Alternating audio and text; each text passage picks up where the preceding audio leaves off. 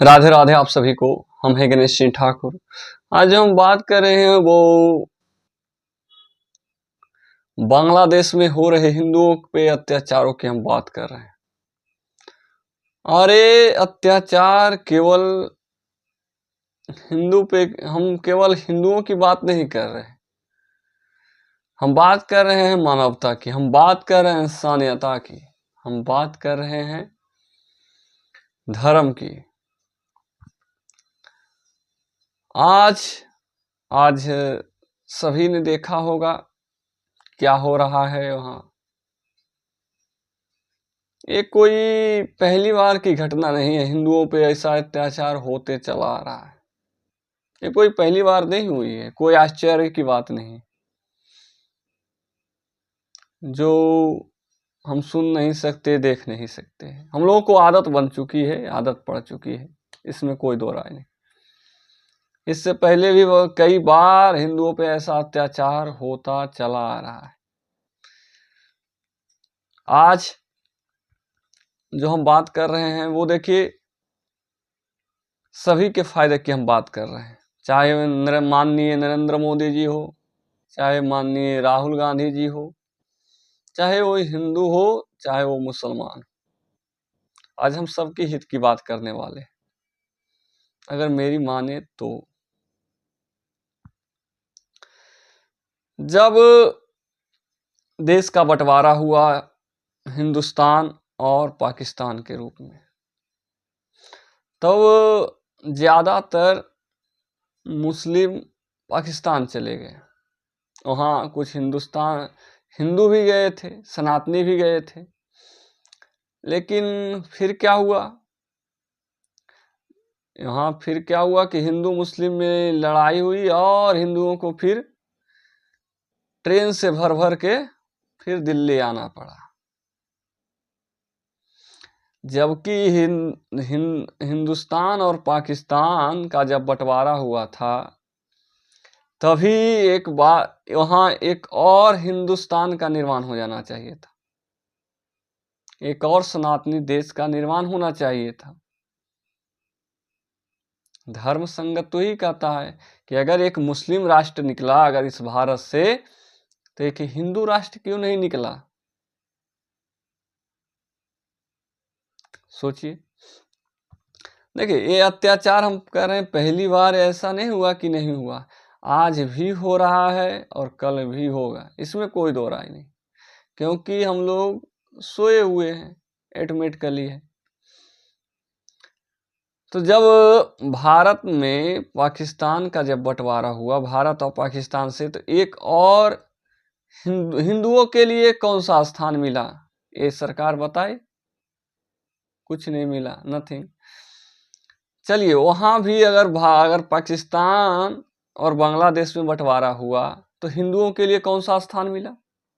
वहाँ भी नथिंग, कुछ भी नहीं मिला, हिंदुओं के हाथ में कुछ नहीं पड़ा। जबकि अगर पाकिस्तान का भी जब बंटवारा हुआ, तो एक कुछ मुस्लिमों के लिए मिलना चाहिए, तो कुछ हिंदुओं के लिए मिल जाना चाहिए था, लेकिन वहाँ भी हिंदुओं के लिए नहीं मिला। चलिए, वहाँ भी ठीक। अब जो हिंदू बांग्लादेश में है, तो वहाँ से जो आना चाह रहे हैं वो 1.5 करोड़ लोग हैं। वो ज़्यादा नहीं है, 1.5 करोड़ है। जब हमारी सरकार 150 करोड़ व्यक्ति का बोझ उठा सकती है, तो 1 करोड़ 1.5 करोड़ कोई अधिक तो है नहीं। अगर राज्यवाही अगर हम देखें, तो मुश्किल से 2 से 3 लाख व्यक्ति एक राज्य में सेटल हो सकता है। इसमें देखिए, सरकार का भी लाभ है। हम पहले ही बोल चुके हैं कि माननीय नरेंद्र मोदी का भी लाभ है, हिंदुओं के लिए भी लाभ है, राहुल गांधी के लिए भी लाभ है। ये लाभ कैसे है, ये भी हम बता देंगे आपको। अगर यहाँ से आज देखे होंगे कि जिस बॉर्डर पर 100 पुलिस था, आज बीएसएफ के 200 पुलिस भर्ती हो गए बॉर्डर पे अड़े हुए। देखिए, वो तो कोई आतंकवादी तो है नहीं, वो बेचारे सिर्फ अपनी जान बचाने के लिए आश्रय मांग रहे हैं। इसमें कोई गलत भी नहीं। आज भी अगर भारत सरकार के अंदर थोड़ा सा सभी का, चाहे पक्ष हो चाहे विपक्ष हो, कोई भी सरकार हो, सबको एकजुट होकर उसे कोई ना कोई स्थान दे देना चाहिए भारत में। इसमें कोई बुराई नहीं, पहला चीज। दूसरा चीज, अगर कोई स्थान आप नहीं देते, अगर आप कोई स्थान देना नहीं चाहते हैं तो हर एक राज्य में राज्य वाई डिवाइड कर दीजिए। जितना जो राज्य में व्यक्ति सेटल हो सकते हैं, क्षेत्रफल के अनुसार उन्हें सेट कर दीजिए। इनमें भी कोई प्रॉब्लम नहीं। तीसरा चीज यह है,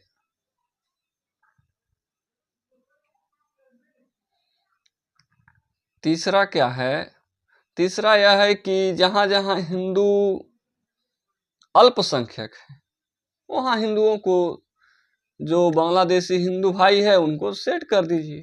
उससे क्या होगा कि जनसंख्या बराबर में रहेगा तो नियंत्रण रहेगा। और इसमें क्या है कि फायदा तो माननीय नरेंद्र मोदी जी का है, हिंदूवादी चेहरा माने जाते हैं, तो इनमें तो माननीय नरेंद्र मोदी जी का ही फायदा है।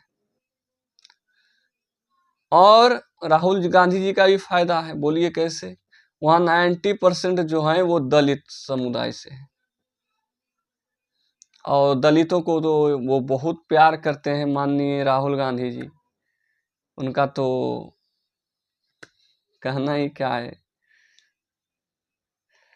तो राहुल गांधी जी का भी फायदा है। प्लस क्या है, मुसलमानों के लिए क्या फायदा, ये भी बता देते हैं। मुसलमानों के लिए ये फायदा है, अगर हिंदू बढ़ेगा तो मुसलमानों पे कोई अत्याचार नहीं होगा।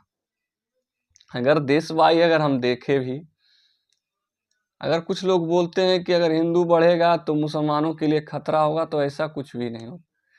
आज देख लीजिए, हर एक देश को निकाल के देख लीजिए, चाहे वो पाकिस्तान हो चाहे वो अफगानिस्तान हो, कहीं भी देखिए अल्पसंख्यक हर एक जगह घटता हुआ नजर आएगा।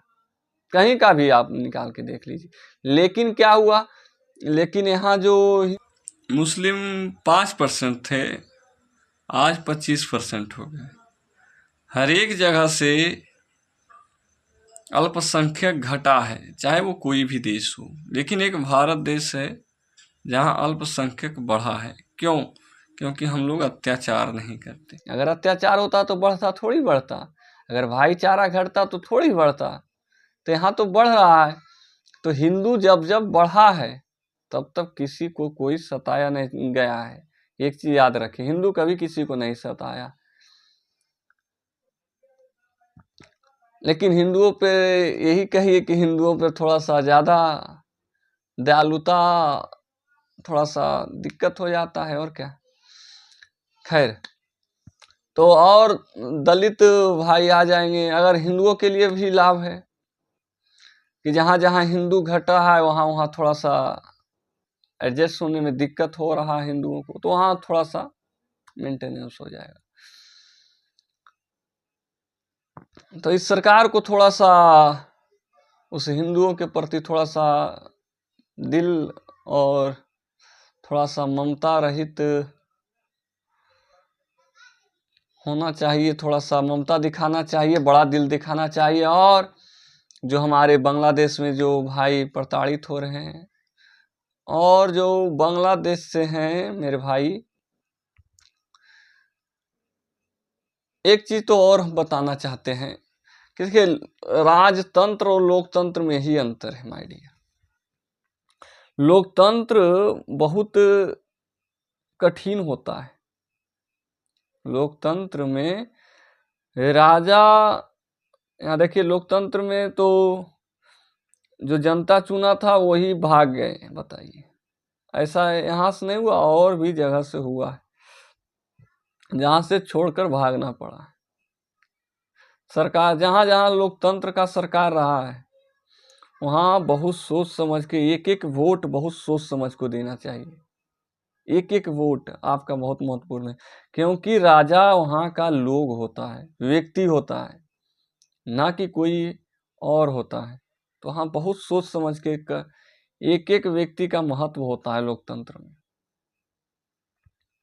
तो एक चीज तो सरकार के भरोसे, एक चीज और हम बता दें, सरकार के भरोसे लोकतंत्र में रहना ये बहुत बड़ा खतरा, अपने आप पे खतरा लेना है।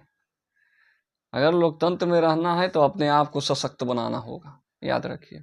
वहाँ देखिए सरकार वहाँ छोड़ के भाग गया, बताइए। अब सरकार तो भाग गई और छूट गया तो बेचारा जनता छूट गया। परेशान तो जनता है, वहाँ सांस लेना भी मुश्किल है, क्या क्या हो रहा है वो तो बताने योग्य भी नहीं। तो थोड़ा सा जागरूक होना जरूरी है। आंख मूंद कर सोए रहना, सब कुछ सरकार पे छोड़ देना, यह कहीं ना कहीं आप गलती कर रहे हैं और आप आफत को इग्नोर कर रहे हैं। इसलिए आंख कान नाक खुले रखिए, तभी आप जी पाइएगा। एक चीज याद रखिए। और बड़ा दिल दिखाना चाहिए हमारे सभी सरकार, चाहे पक्ष हो चाहे विपक्ष हो, मानवता अगर अंदर है। और एक चीज हम बता देते हैं, अगर आज बांग्लादेश के हमारे वो बेचारे तो हमेशा सताए गए। देख, कभी बांग्लादेश से कभी हिंदुस्तान से पाकिस्तान में चले गए, पाकिस्तान से बांग्लादेश में चले गए, बांग्लादेश से कहाँ कहाँ जाएंगे वो तो राम जाने। लेकिन थोड़ा सा सरकार को चाहिए। एक चीज और बता देते हैं कि महात्मा गांधी को जो गलत कहते हैं, आज भी हिंदू नहीं भूला उस दिन को जब भारत और पाकिस्तान में बंटवारा हुआ और हमारे हिंदू भाई को वहाँ से पाकिस्तान से भगा दिया गया, उनके साथ जो हुआ। लेकिन जो बांग्लादेश आए, बांग्लादेश जो पाकिस्तान से हिंदुस्तान आए, हिंदुस्तान में आकर यहाँ आश्रय मांग रहे थे, लेकिन महात्मा गांधी जी ने इग्नोर कर दिया। उस दिन को आज भी कोई हिंदू नहीं भूला था, नहीं भूलेगा, और आज भी यही हो रहा है।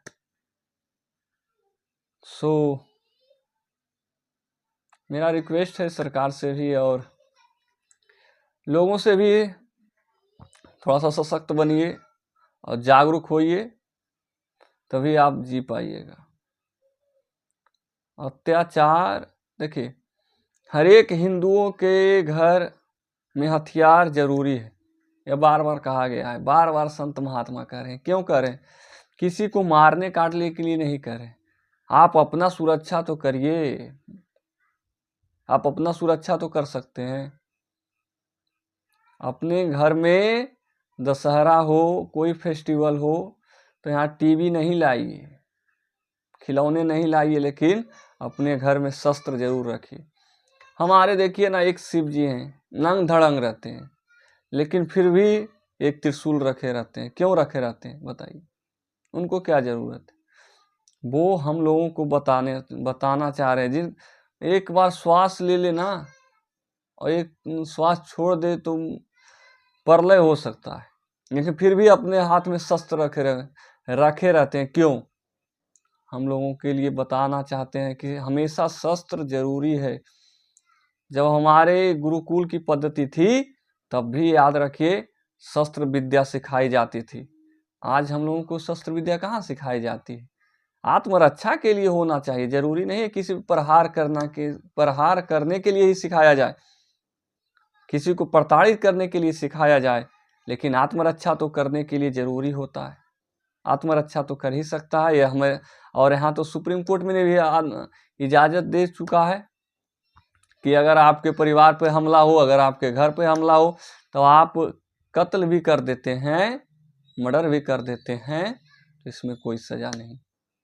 ये तो हमारी कोर्ट भी मान चुका है, सुप्रीम कोर्ट भी आदेश दे चुका है। तो थोड़ा थोड़ा तो सीखना पड़ेगा, और अलर्ट रहिए, सावधान रहिए।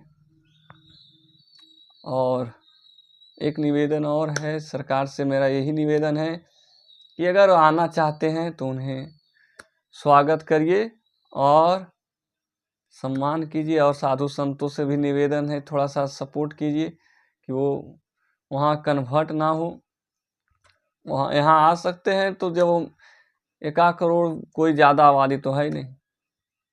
तो अभी के लिए राधे राधे, हम फिर मिलेंगे।